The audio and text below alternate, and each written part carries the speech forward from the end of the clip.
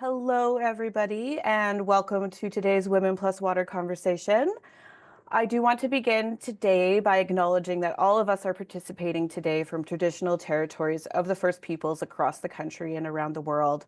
Those of us, like me, that are in Saskatoon are gathering here today on Treaty 6 territory and the traditional homeland of the Métis. We are committed to honoring and supporting the Indigenous peoples, Indigenous cultures, Indigenous values, and Indigenous languages that belong to the land. Water is the lifeblood of people and societies connecting us. We pay our respect to the First Nations and Métis ancestors of the Saskatoon region and reaffirm our relationships with one another and with the land and waters that are essential for our health and well-being. I do invite all of you today joining from other territories to reflect on and recognize the lands and waters that you call home and set an intention to have a productive and positive conversation today. So I'm Stacey Domansky. I'm an outreach specialist with the Global Water Futures Observatories at the University of Saskatchewan, and I'll be your host for Women Plus Water today. So we are welcoming some phenomenal guests who will be talking about the challenges and solutions of making water-related fieldwork more inclusive. So this conversation today is being held in honor of the International Day for Women and Girls in Science. And it's a day that reminds all that women and girls play a critical role in science and technology communities and that their participation should be strengthened. So before we get to today's event, I'd like to welcome and introduce you guys to Dr. Bram Noble, who is a professor and vice dean research of scholarly and artistic work at the University of Saskatchewan. And he'll provide a few remarks on the Women Plus Water collaborative that's been established here at the University of Saskatchewan between a couple colleges. So welcome, Bram. Thank you so much for joining us today. Thanks, Stacey, and good afternoon, everyone. Welcome to the Women Plus Water conversation series. I do want to start by recognizing the significance of this event being held on International Day of Women and Girls in Science with a theme for 2025 of unpacking STEM careers, her voice in science. And I also want to acknowledge the organizers, the speakers, and attendees today for their commitment to advancing inclusivity in STEM. Science thrives on diverse perspectives, yet women remain underrepresented in many STEM disciplines. Recognizing and amplifying her voice in science is thus essential for more inclusive and equitable future. Now, here at the College of Arts and Science at the University of Saskatchewan, we truly value interdisciplinary and inclusive research and the critical role that women play in science leadership and in shaping knowledge and in mentoring the next and upcoming generation of scientists and leaders. Women Plus Water is a proud collaboration between the college and the Global Institute for Water Security.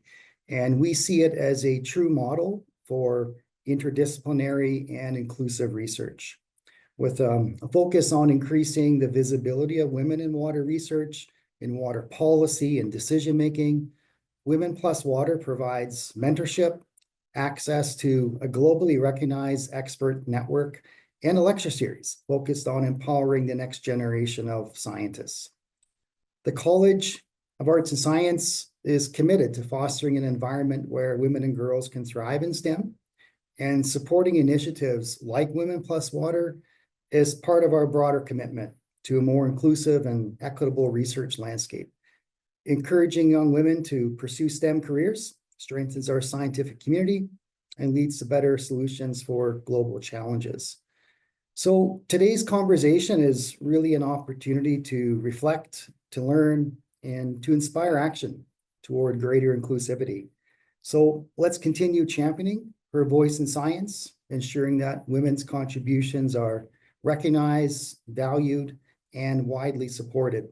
So I want to extend my appreciation for the opportunity to just say a few words at the opening of this event, and really look forward to the presentations and the discussions ahead. Thank you very much. Thank you so much, Bram. I think on behalf of all of us from Women Plus Water and the community, we really do extend our gratitude for your support and your advocacy to this amazing community. And it ensures that we get to kind of turn these ripples into waves. So thank you so much for being here with us today. Well, 2 years ago on the day, our founder, Dr. Corin Schuster Wallace, officially launched that Women Plus Water expert list at the United Nations General Assembly during the 8th UN International Day for Women's and Girls in Science. And today, it is my pleasure to continue this tradition of announcing new Women Plus Water initiatives.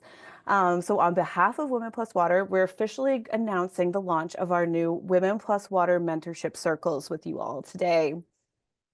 We are very excited for this initiative, and it's a place where we invite members of the Women Plus Water community to host and attend informal online mentorship opportunities, share experiences, and offer some support to one another within small group settings. Members of the Women Plus Water expert list are invited to submit an expression of interest on a specific water-related topic if you're wanting to host a mentorship circle with support from the Women Plus Water team. So these mentorship circle opportunities will be shared with the Women Plus Water community and open for all to attend. They will be safe spaces that aligns with the Women Plus Water principles, and they'll also be required to follow our code of conduct to ensure that safe space is as fostering that mentorship and innovation. Mentorship is vital for women and gender diverse individuals in water-related fields to cultivate a supportive network, empower individuals to thrive, and navigate the systemic barriers and biases often faced in such a field. So we invite you to head to our website and explore more about our new Mentorship Circle initiative and how you can get involved. There'll be a link in the chat for those who want to go, or feel free to use that QR code that's on the screen.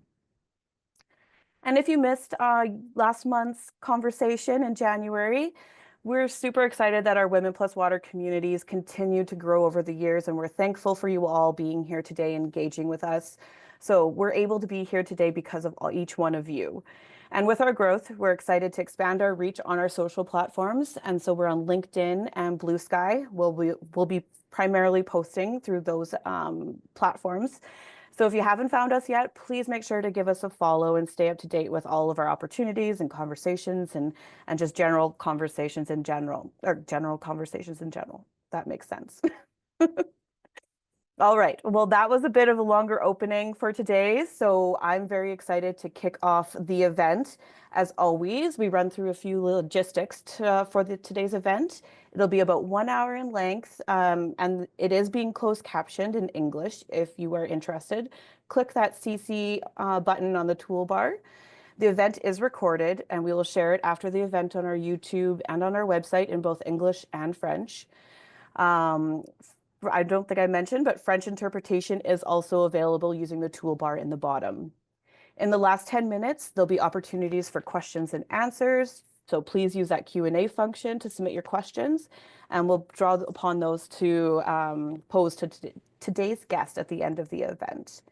And also, if you are a student or a young professional attending today's conversation, we invite you to stay on after the conversation for an open discussion with the guests. We are very appreciative that today's guests have volunteered their extra time to stick around and talk with you guys a little bit more individualistically after the event. So please feel free to do that. And speaking of guests, I'm thrilled to be joined today by three phenomenal people who will share their insights, experiences, and advice on how to make water-related fieldwork safer, more inclusive, and empowering for everybody. So we'll be sharing some resources and information for you during the event, so keep your eyes on the chat for some links to those resources. So first up, I'd like to welcome Isabel Hilgendag. Isabel is a Northern Research Coordinator for Wilfrid Laurier University's research facilities in Yellowknife, Northwest Territories. Is it cold up there today? Yep, it's pretty chilly. Pretty cold. Isabel has ample amount of field experience in freshwater and coastal marine ecology throughout Canada and Germany. So welcome, Isabel, and thanks for joining us and hosting today's conversation. Thank you. Happy to be here. Thanks. Next up, we welcome Dr. Aude Vincent. I don't think I got that right, but Vincent? No, it's fine. Ode is a water protection officer in Sweden, and on the side, she's working on a project on the history of women in geology. Ode is a hydrogeologist and author whose interests are in the anthropic impacts on water resources and water cycles in general. So thank you for being here with us today, Ode. It's a pleasure. Thanks.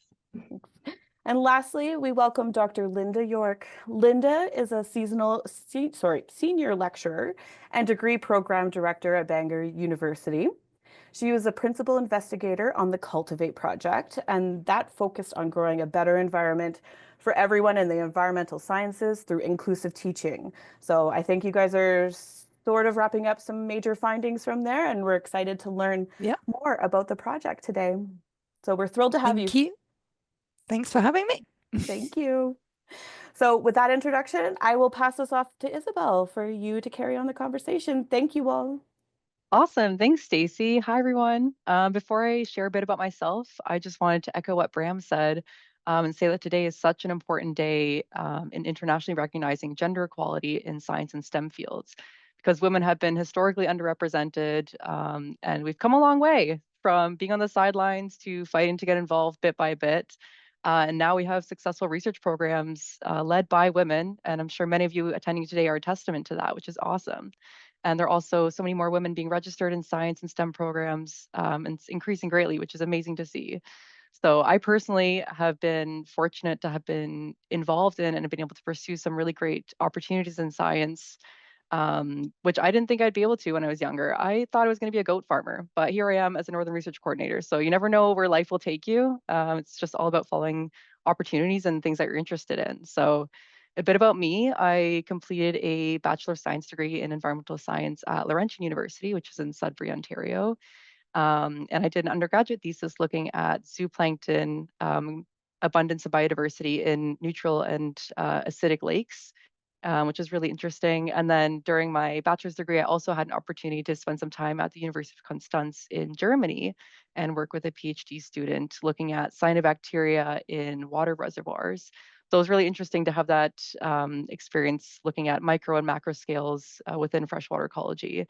And then I went on to pursue a Master of Science degree at the University of Waterloo in biology.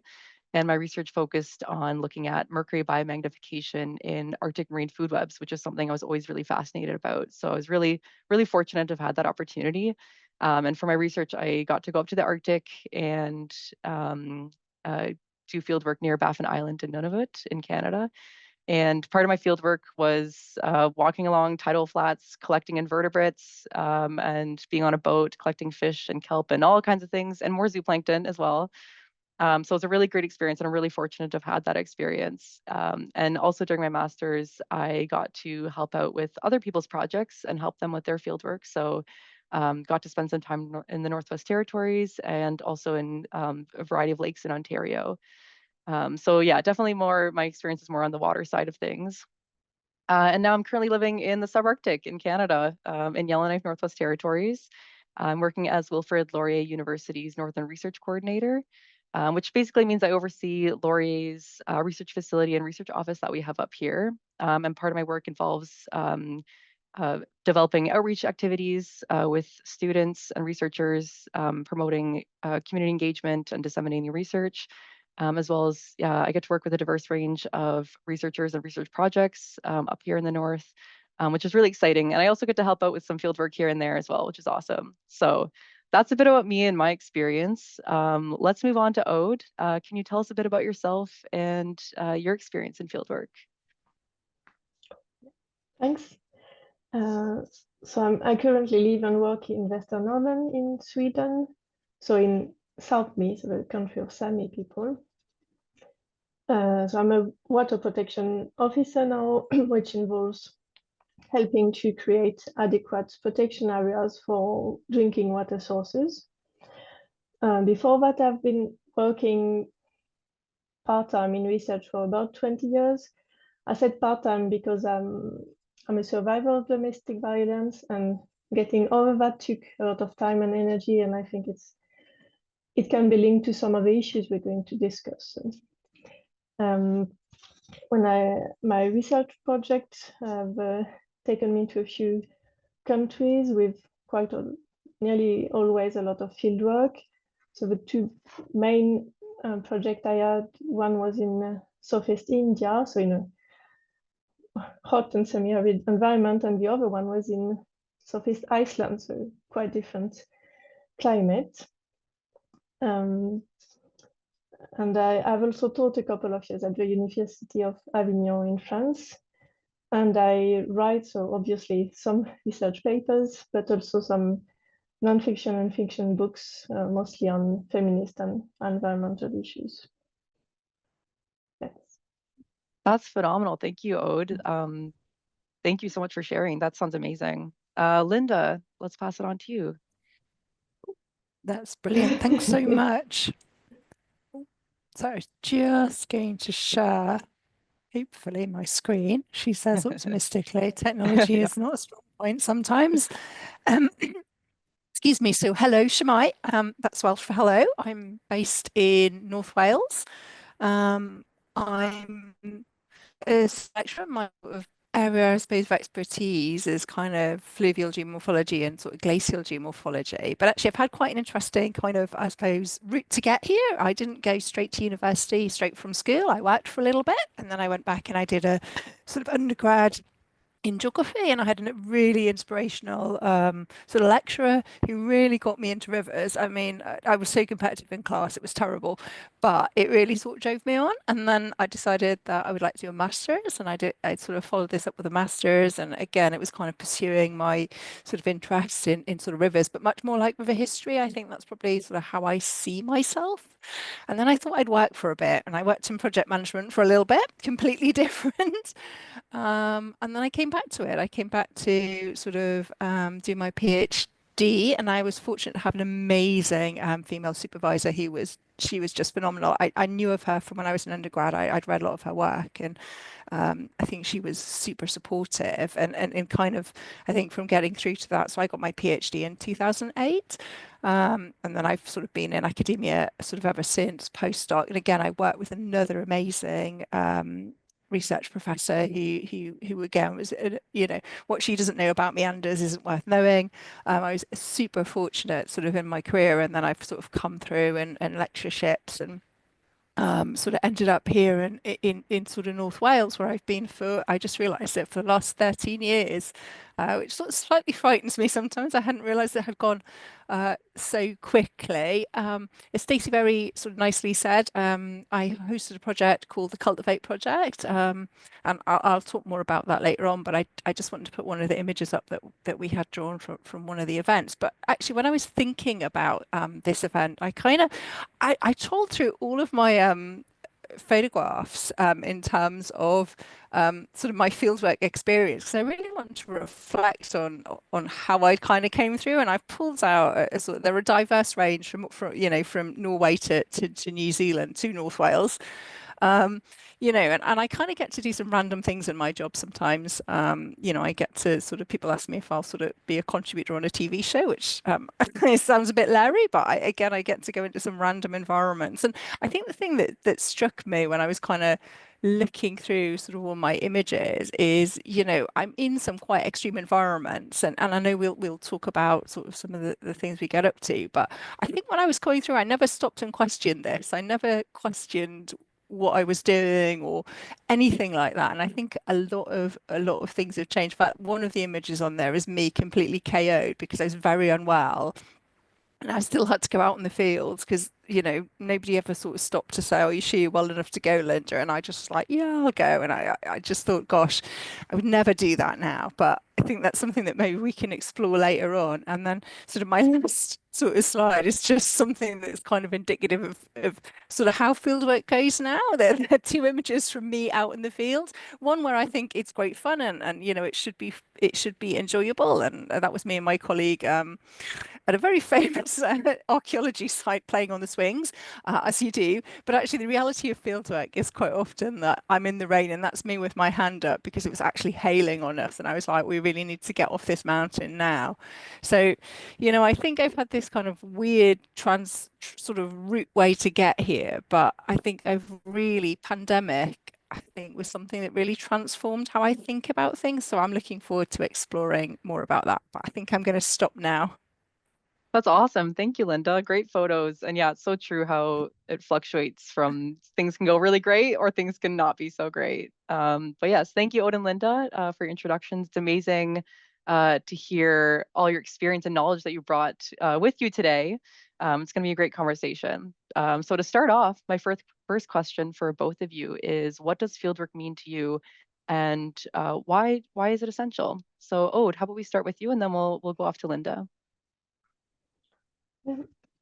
Well, I can't really imagine working in geosciences without going outside and actually see my field. Like Linda, I had a great PhD supervisor, Sophie Violette, who might be listening tonight. And yeah, it gave me quite some tips and good foundations to know how to organize a field work that would be, well, first okay for myself and then eventually okay to open to other people with different kind of needs. And um, to start maybe on a positive example, I know we'll go through maybe less fun ones, but when I was doing my research project in Iceland, my child was a baby, and I was breastfeeding, so it involved my partner and my baby following during field trips. And it was actually quite easy. Well, first because my partner was supportive, but also because the funding was decent. I had a Marie Curie fellowship, and also my colleagues, my supervisor, the students, interns were all going along with it and not making a fuss because, yeah, well, the schedule is a little bit different when you have to stop at the beginning every 2 hours to feed someone else and so on. But it's actually, if you have, yeah, basic, I mean, conditions like funding and so that are okay, and if everybody is a little bit aware around you of that, yeah, you can have different needs at different moments and is ready to go with it, it's actually not that difficult, and it should be like that all the time. Hmm. Yeah. Yeah, it's so true how, as you said when you started field work, many of us, we need to be out in the field to see what are we working with. The amount of, picture describes 1,000 words. Yeah, you need to be out in the field and understand to really like put those, you could read forever, but to put those theoretical concepts to the test and actually see what's going on. Field work is so important for that. Yeah. Linda, did you want to add? Yeah, no, I mean, obviously, sort of same as Ord. I mean, being a sort of geographer, I always liked being out in the field because I liked to see stuff. It's kind of how my brain works a little bit. And I think, it is that idea of getting out and being up close. And, I joke sometimes with my students, get up close and personal with the with the sediment sequence. And, but actually, it is hard work. And I think the one thing when I was reflecting back on my experience, it is sort of coming through. It was always you just did it, you went out, you were expected to, be on all the time. It was 100% sort of committed. And I think, as we talk through and explore some of the other things, I am really pleased to see the changes that are coming through because actually fieldwork's really hard work as well. It's a slog sometimes, and nobody generally, because of the way I think academia has been, stops to check you're okay, including yourself. So yeah, but I mean, I love fieldwork, but I think there has to be a balance, and I think that's much more where I've got to. That's so true. Like fieldwork is so demanding, especially when you're a student or someone you want to impress your supervisors and you want to put your best foot forward. But it is difficult and it's very demanding, especially if you're not used to that or you come into it not really knowing what's expected or what it will be like. It's especially difficult too when you're in a remote setting and you don't have the usual amenities and you have that barrier on top of then having very long hours, long days out in the fields. And it can, especially, with what weather challenges, it can be difficult and it can be pretty tough. Um, Oh, oh, yeah, sorry, Linda, go right ahead. no, I was just thinking, yeah, it is. It's sort of sometimes it was, particularly as an undergraduate, I found this, and maybe less so as I sort of came through. But, I sort of had, you didn't really know what the schedule was and you didn't really know where you were. And sometimes I was a bit sort of, not food obsessed, that's not the right word. But just that I was conscious of like, when was I going to eat? And that was a thing for me when I was younger.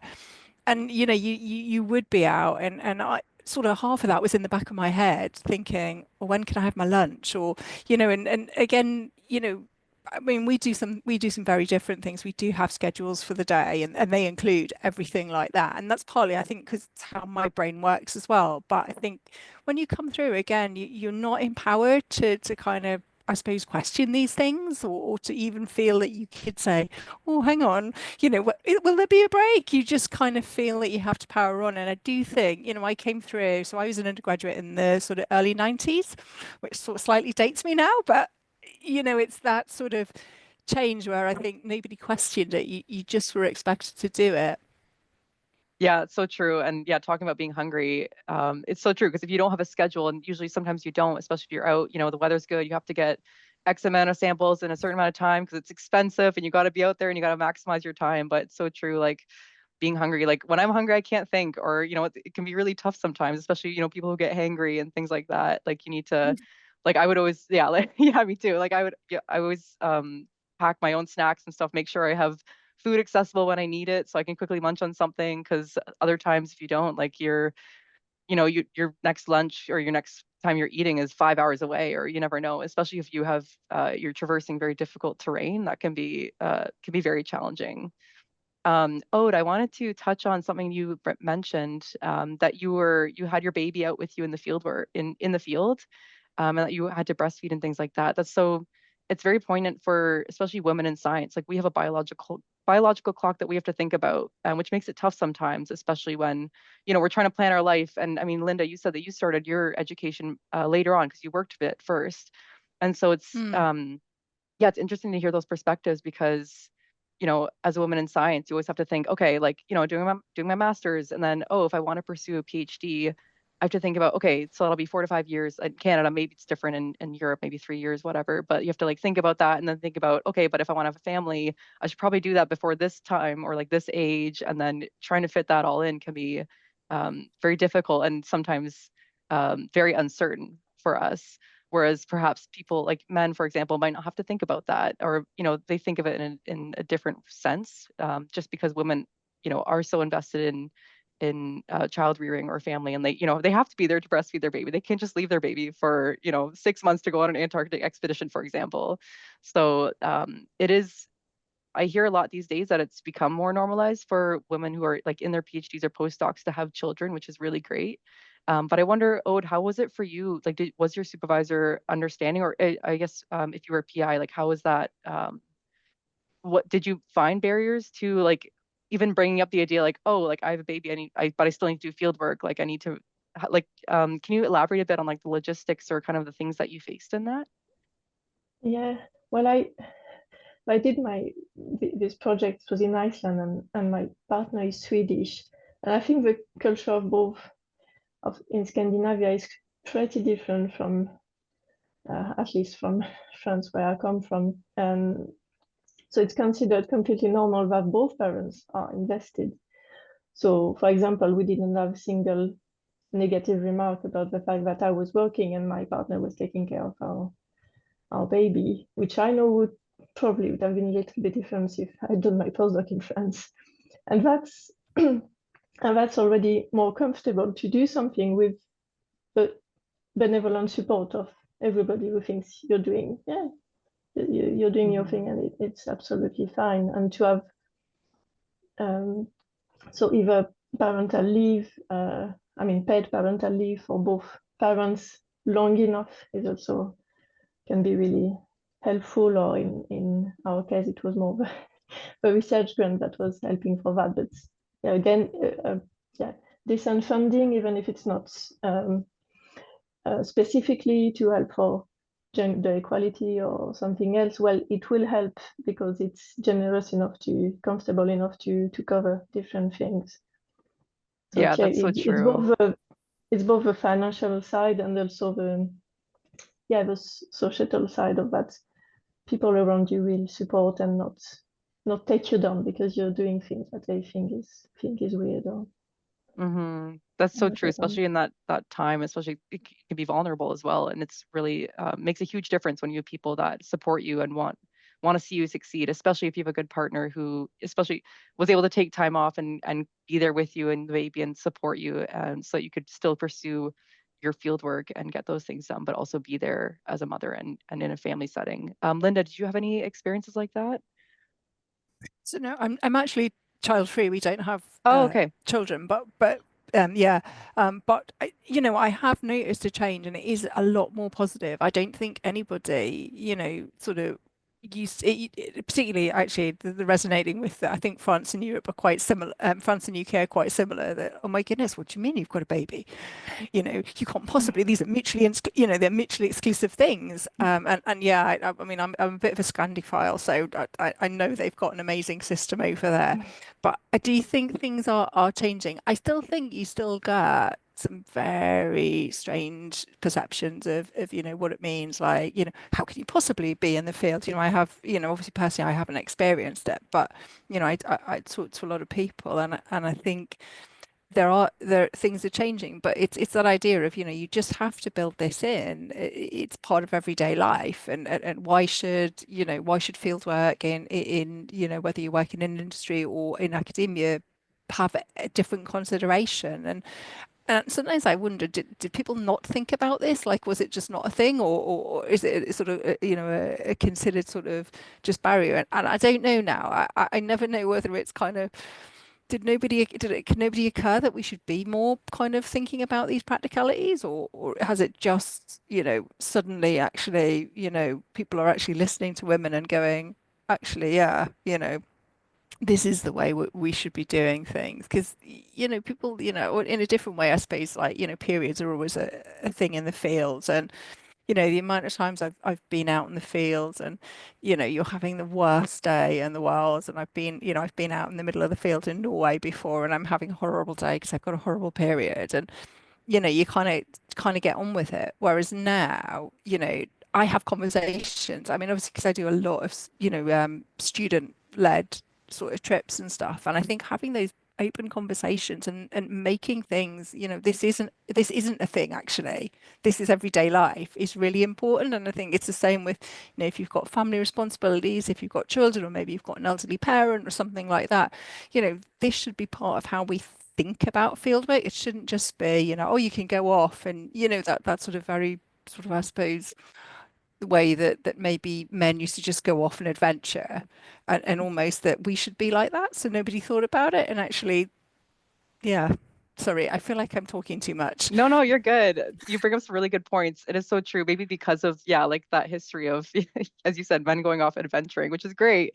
But, as women are getting more involved in science, you have to start considering, well, life is more complicated than that. And oftentimes, if you have people that you're taking care of or people who depend on you, you have to, change how things are, or have more incorporation. And I think things are changing. Like I've heard of professors who have gone off to the Hudson Bay Lowlands, which is in Northern Ontario here, and they've taken their newborn baby with them because you have limited funding, depending on the funding cycles, and if you got to go, you got to go. And so, but it worked out well, and like obviously, yeah, you need to have a good support system if you're going to do it.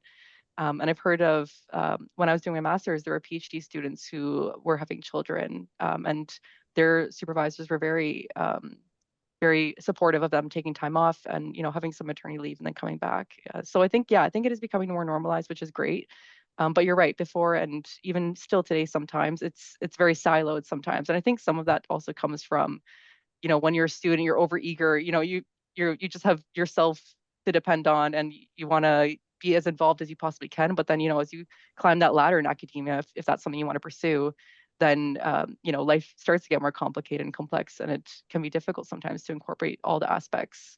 But yeah, moving on to that, what are some of the unique needs to consider while doing fieldwork? Linda, do you want to go first? Do you have some ideas? Yeah. So I suppose, like I say, because I do a lot more sort of student-led teaching these days, I think about this a lot, and it's things like toilet breaks, practicalities of, we're going to quite often, remote areas, and it's not just the fact that you want an access to a toilet, but like say, maybe, you're having your period that week, or you've got IBS, or, you have real anxiety around around that. And I think that's a really important consideration, thinking about, actually where are those stops? We don't take, so sort of on our field trips, or if we can't access a public toilet, we will hire a coach, sorry, that has like an onboard sort of chemical toilet for that reason, and it will stay with us the whole day. And until I did that, nobody had kind of thought about that in our place, which was quite interesting because I was like, it kind of fit. And again, maybe it reflects how my brain works and thinks about these things. But yeah, the sort of practicality of the toilet break, I sort of mentioned about the schedule. And we used to, initially, you might create a schedule for a student with a particular learning need. And actually, I thought, why am I only doing this for maybe one or two students? Maybe actually everybody would appreciate this and having that schedule. And like you say, it's not necessarily that you rigidly stick to it, but you have an intention that this is, where you're roughly going to be, or, actually even, I say to students now, you don't need to ask permission to eat because I think they come through a school system where it's very regimented. And just that process of saying, if you're hungry, if you need a drink, we eat and go. You don't have to wait for a stop. And you'd be amazed, or I'm amazed sometimes, at how many students have kind of come through a system where they were only expected to eat at lunchtime, even if they were out and trudging. So it's sort of those sort of practical things. And the one last one, I suppose, is about field gear, because I sort of was looking at all those images before, and I can see the quality of my outdoor gear has changed as I've come through and I've got older and I've got a grown-up job, as I call it. But actually, I think just being clear about sort of what's required, and again, that idea that, I always say it's just something you need to keep you warm and dry. You don't have to buy designer gear. But actually, what we have in our university, and I sort of got it organized, was we have a field kit library that students can borrow. It's not university branded, so that there's no kind of stigma associated with it. You can apply for it through our system. Nobody knows you've applied for it. You'll be granted it. You can come, you can borrow it. And I think that's making a real difference. So they're probably my three sort of things that I think are important, but I'll hand over.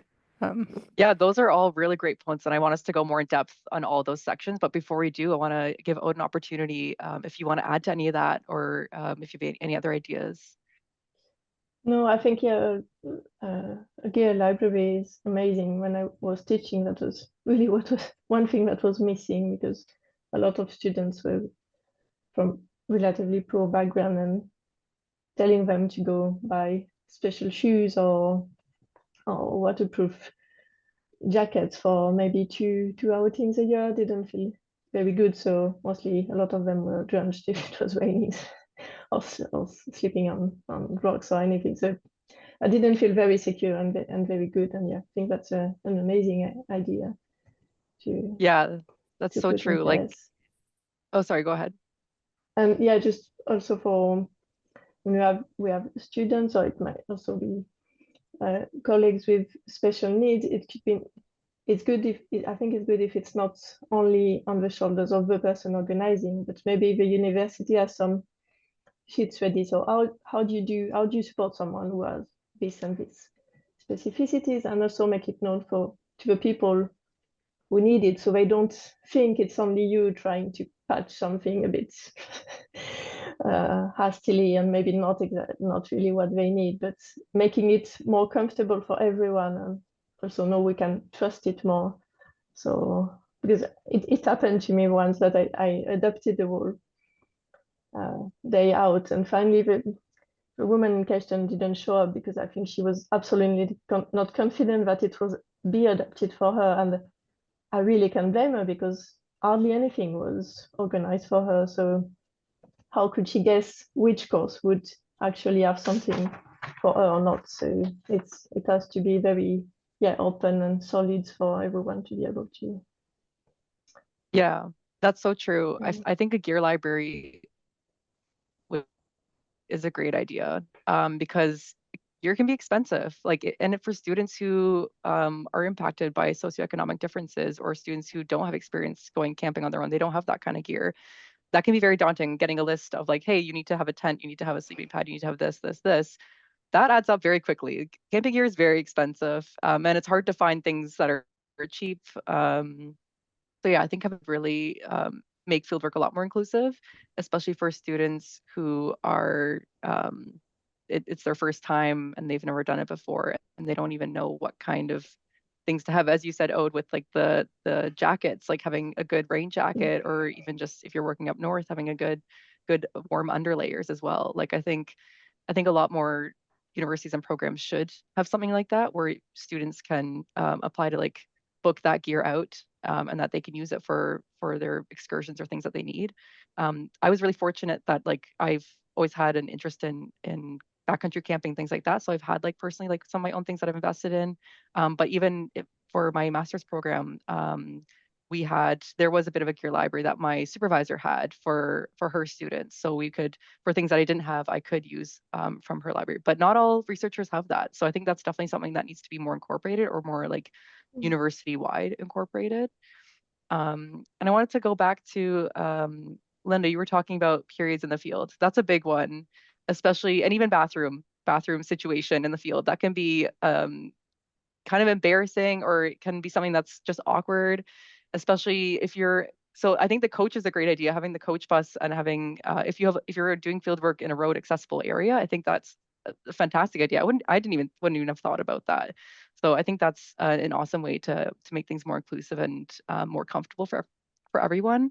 I've done a lot of remote field work where you fly in and then you're in the bush, or like you're on the tundra, and in those cases you can't really bring a coach, unfortunately. But it can be tough sometimes when you're with a group of people, and there's men there too, because we, in the field work that we do, we bring a lot of often bring like indigenous community members with us to help us out with our field camps. And sometimes it's yeah, it can be awkward where you kind of have to let people know, hey, I'm going to the bathroom over there, so don't walk over there. Or other times where, yeah, if you're on your period and you're in bear country, you kind of have to let people know, because that can be like a safety problem. So that can definitely be a barrier. Do any of you have any solutions or any other experiences that you've had firsthand? I mean, I'm always very transparent about everything, and I think being upfront, and partly so I'm come from the north of England, so we're not afraid to speak our minds. And I do think that helps, and not everybody's like that. And I think you either need to be like that, or you need to be an advocate for other people, because like I say, not everybody's cut the same way that I am. But I think that having those conversations early on about the realities, and I do think things are a lot better. There's a lot of good advice. There's been a lot of work. I have a friend who's been in Antarctica, and she's written a lot about doing fieldwork in remote environments. Like I say, North Wales and sort of Norway doesn't count in the league that you're talking about. But I do think more people are talking about this, and the idea that again, it's an everyday function, isn't it? It's people have periods, and we need to be able to facilitate that when you go out in the field. And although the sort of it's not ideal, sometimes it's not comfortable. I know, students particularly get a little bit embarrassed about, going out, and I'll have conversation. I mean, period pants are like the most amazing invention ever, that I just like, I'm like, why weren't these invented 30 years ago? But, actually, again, just having those open conversations about what possibly can be an adjustment, because I genuinely think, particularly when you have younger, if we're talking about undergraduates rather than, sort of separating out for field research, I think it actually does feel really scary to go out in the field and think that, you might end up having an accident, and everybody will know you've got your period. And of course, you're only sort of, early, late teens, early 20s. And it is trying to sort of go, okay, these could be the solutions. But actually, to say to students, look, if you are having, the worst period pain in the world, we're not expecting you to tramp in the field. And I think, that sort of thing that makes it not feel like you have to do it. And I think that's what I always felt like when I was an undergraduate. I always had to go out. There was no kind of saying, actually, I feel really awful, or I'm not really sure about this. And I do think if we can make those environments, like, I don't want to call it a safe environment, that's not quite the word I'm looking for, but it's that inclusive, kind of transparent. It's, about saying, look, this is okay. Yeah, it's so I true. don't And know, I think that falls. Oh, sorry. Did you want to sorry. continue? I was I just was going to just say, thinking No, Aude probably has some really good experience because she has been in some another amazing extreme environments. yeah. Oh, do you want to yeah. give us some? Well, actually, for the the first long period I was doing field work, I was using the trick. I was on the pill and I was just using the trick of taking it one after the other without a break, so you don't have your period. When you Right. are, Oh, but man. it's a good trick. And then the other time, well, I had the not the problem, but I had to organize breastfeeding. But when you breastfeed, you don't have your period for a very long time, so that's one less Yeah, there you go. That's the to manage method. actually. But yes, I agree with you, Linda, that it's really good to be, the more open you are about the things you can encounter, the more comfortable others will be about those same things or similars. And yeah, it's really important to take into account that someone can be in pain or really tired, and it's okay to take a break. It's okay to take it a bit easy. It's not, yeah. Yeah, I agree with that. I think that kind of falls on the shoulders of the mentor, the supervisor, whoever's overseeing the field work activities to kind of bring that up to the group and say, hey, like you know, if you have a period, this is what you can do, this is what you have, or even like for the mentor to bring some extra supplies just in case, in case people didn't expect that they'd have their period, sometimes under stress it can come early or whatever, right? And I think it falls on the shoulders of the mentor to bring that up and let people know so that so you don't leave it to the student to bring it up to you, because that's just so much more awkward for the student and can make it feel a lot more daunting. So I think it's good to bring that up to everyone and just give some pointers and say like, hey, if you're not feeling well, come talk to me, and you can let them know that you don't need, you can sit out on this one, or just to be someone who's like who they can trust and someone who they can talk to and bring up things that they're not comfortable with, or um, some challenges that they're facing. I wanted to loop back, Linda, to you said you were talking about lists. Can you elaborate a bit on kind of the list that you get some students to, or get your students who are going out into the field to fill out, I guess? What is on those lists? And can you elaborate a bit on how that brings inclusivity to field work? Yeah, so I've sort of always done this and I've tweaked it more recently, but we always have a list that's kind of, a little bit of medical history, it has emergency contacts, who's your doctor registered with, do you have asthma, do you have whatever. It's a little bit of a tick list in that sense. And then there's a declaration for meds. And then the next bit, which we hadn't done until I sort of tweaked this form, was actually to ask about, did you have any sort of hidden disabilities? Do you have any learning disabilities? Because, you know, those are the things particularly that can cause a lot of anxiety, or you actually want to, if you want to produce field materials in a way that's inclusive to everybody, actually maybe knowing that some students have dyslexia, or they have ADHD. And I found, although we've only done it sort of the last 2 years really,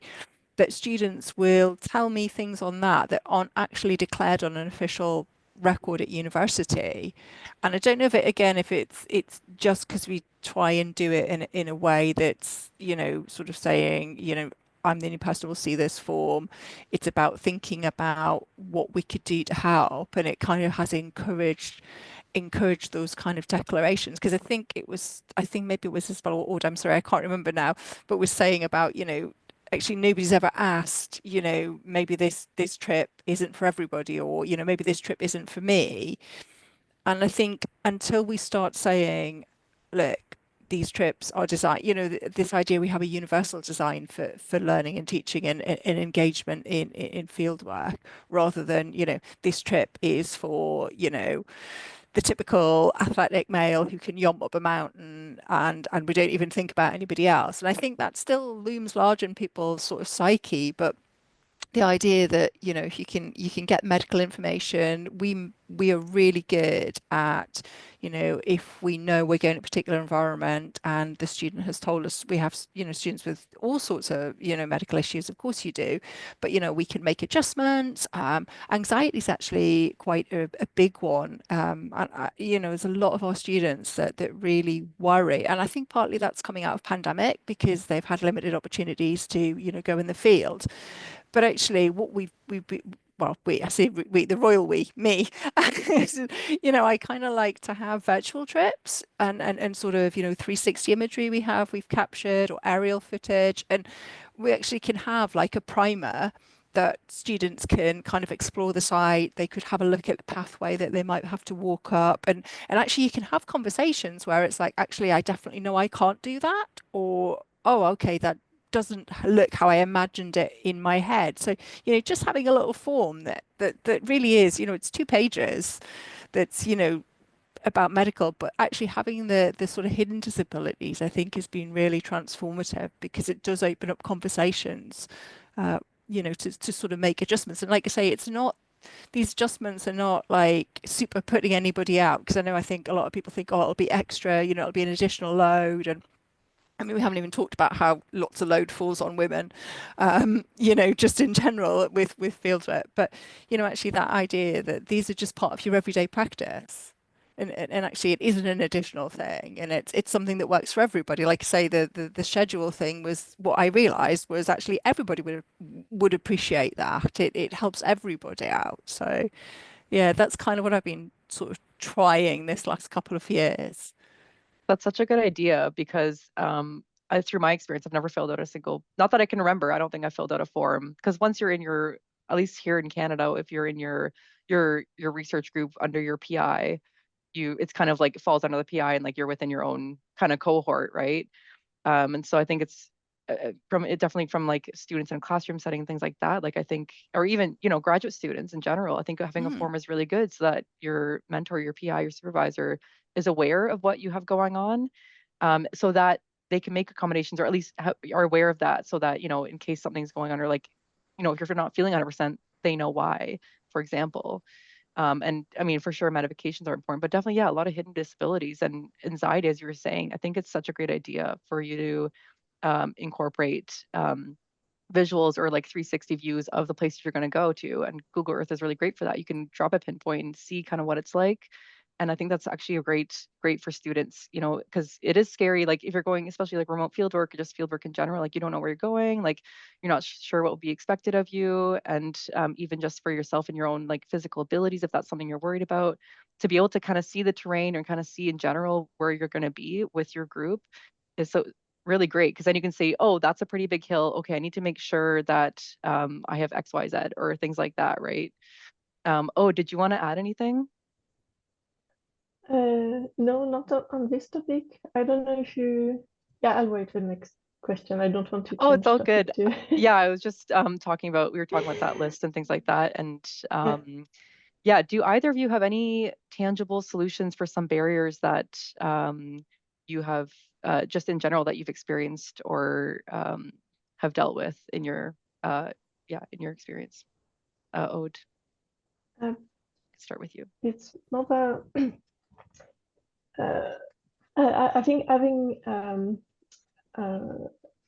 cells against sexual harassment in universities or labs can be is a really good thing to start with, but can be helpful to tackle harassment situations. I haven't known any directly, but maybe something we haven't or not a lot said yet is that on the field there's a kind of I don't know, easiness that can come, which is great, but it can also lead to some people talking about difficult or violent situations from the past. And it's good to have tools, not to be only you, but to have tools in the university or outside to refer them to. And that's really good backup to have. I think the more we will have also in universities and labs cells like that, it's really amazing support. And also to maybe try and think before together, how do we try to avoid sexual harassment situations during maybe field trips. I know I've done mostly field work as a researcher, and mostly I was able to choose with whom I was working. So that's a way of tackling with it, but it can be the general way, and it can be always, and also I don't think we should wish for it to be the only way to tackle with it. So we need more collective tools for that. Yeah, that's so true. Linda, do you have Mm. anything you want to add? Yeah, no, I totally agree 100% with this sort of, raising the awareness that, particularly sexually inappropriate behavior, and that can be student to student, or it could be between student and sort of other colleague, other members of staff. We need to be having these conversations in universities, in research groups, before we even think about planning the fieldwork. I think that sort of idea that we need to acknowledge it does happen. And fieldwork's sort of, lots of people rave about how amazing fieldwork is because it breaks down barriers and isn't it the most amazing experience? But obviously, sometimes it can go wrong. There are some really good things happening in the UK at the moment, just in terms of, actually having sort of sexual awareness, not sexual awareness, so it's like that, the inappropriate behaviour training, that's been sort of, it's coming through. There's lots of universities that are introducing sort of schemes that are both aimed at staff, but also are aimed at students, usually run, through the student union. And I think that's really positive because, again, it's something that perhaps might not have been talked about beforehand.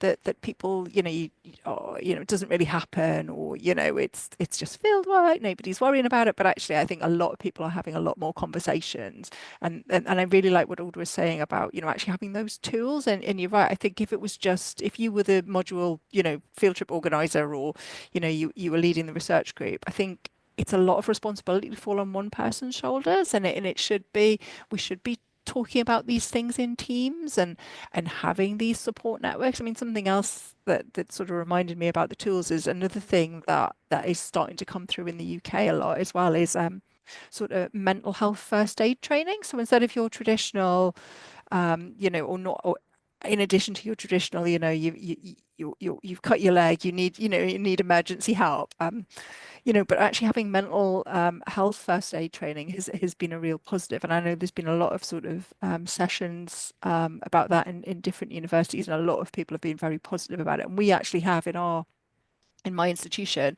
on the wall, there is a list of actual first aiders and mental health first aiders that are put around the building. And I think that's really, that's really empowering. Yeah, that's a great idea. And yeah, it's so important to have those tools available and to start having those conversations so that and having the training so that when you're, in the field in that situation, how to um, handle it appropriately. And yeah, if you have people that, are in the field, and since it's so much, it could be such an intense experience for some people, it can bring up past traumas or bring up other things. And so if you have the prior training, you know how to have those conversations and know how to face that, then it's going to make it a lot better experience for everybody involved. I don't mean to interrupt, but thank you all. We're just coming up to the end of our hour for the event. We did get a couple of amazing questions come in, so I'm just going to pivot you away from the conversation, if that's okay. I could listen to you guys talk forever about this topic. You guys have all these great ideas and insights and experiences, so thank you very much. We had one question come in. It's great to hear from both speakers that fieldwork has generally become more inclusive more recently, and that overall things have become better. But has anything gotten worse at all with respect to inclusion? It's a really good question. Any thoughts I don't, from, sorry. sorry, shall I jump in? I actually, sort of for me, I don't feel things have got worse, but I sometimes think that a lot of progress that was made coming out of pandemic, and I think there was a lot of real big thoughts about inclusion because, particularly in the UK and then in Wales had lots of separate little lockdowns. We were really thinking about how we could make everything more inclusive.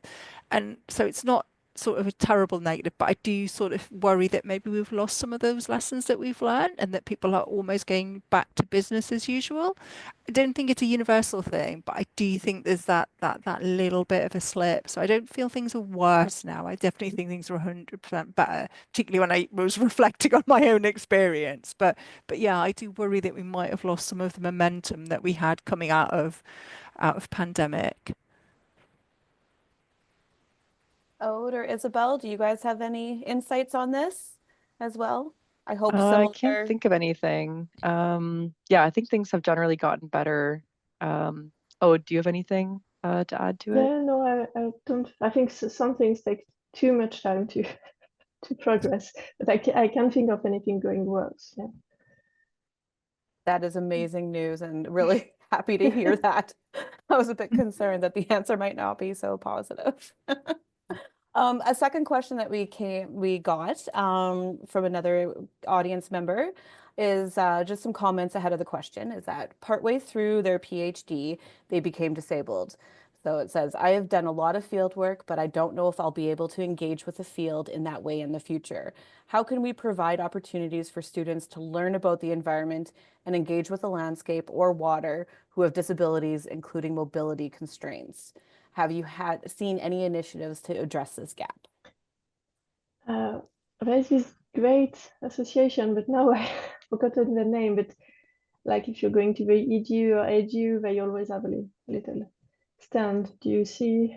And they're doing an amazing work about opening fieldwork to all kind of profiles with very practical advices too. I'm sorry I don't have the name right now. I will try to find it and send it to you. But yeah, there are yeah, people thinking and sharing tools. I mean, really practical ideas and tools to do that. We'd be happy to share it out afterwards if you find it after the event. Yeah, I'll have a look right now. Okay. Linda, I feel like you have a really good answer for this one.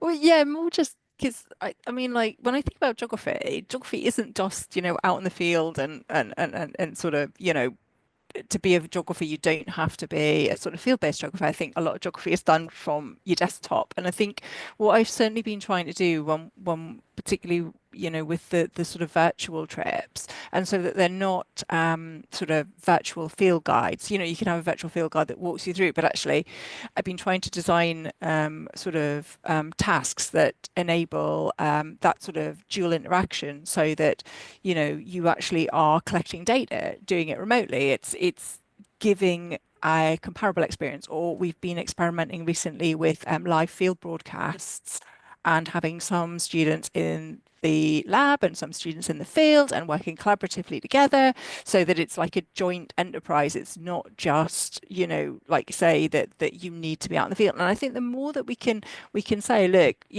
being a geographer, a geoscientist, an environmental scientist actually is for everybody, and actually not all field work isn't a prerequisite for being one of those kind of people, and if we can start coming through the university, like I say, making trips inclusive, making virtual trips that are really virtual trips, that have an opportunity to gather data, that you can work with other students, that actually, we do think about where we go and how we do things. And I mean, oh, I could talk forever. I'm terrible, but I like I say, just to think, there's a lot of good people doing a lot of good things, and probably what we haven't quite got to the stage of is all of us coming together to kind of go, okay, actually, how do we fundamentally make this shift beyond our own little sort of silos? I think Isabel mentioned, or maybe it was you, Stacey, I can't quite remember, but that idea that sometimes we do get siloed and we forget that actually to change things, we need to be doing it on a much grander scale. Yeah, for sure. I completely agree with you. I think there's a lot of opportunity out there, especially with things like virtual reality and such. So I'm really excited to see where that space goes and whatnot. Isabel, what about you? Do you have any insight or comments on that about accessibility for people who have maybe some mobility issues? I think Linda and Ode covered it very well. Like, yeah, definitely. I think bringing more the technology side of things into it, where you have VR experiences or things like that, so that someone who has significant mobility barriers isn't completely left out of it. I think that was great what you said, Linda, about you have students in the lab and students in the field, and you're working collaboratively together. I think that's really great. In my experience, we like, it depends on your research team and things like that, but I've been pretty fortunate to be with a research group where everyone works or can work collaboratively. So if there's someone who, you know, can't get the samples from that location and someone else is there from our lab group, then they can get those samples for that person. Or just like, I think in general, working together. Yeah, I can't think of any other examples or anything else to add beyond that.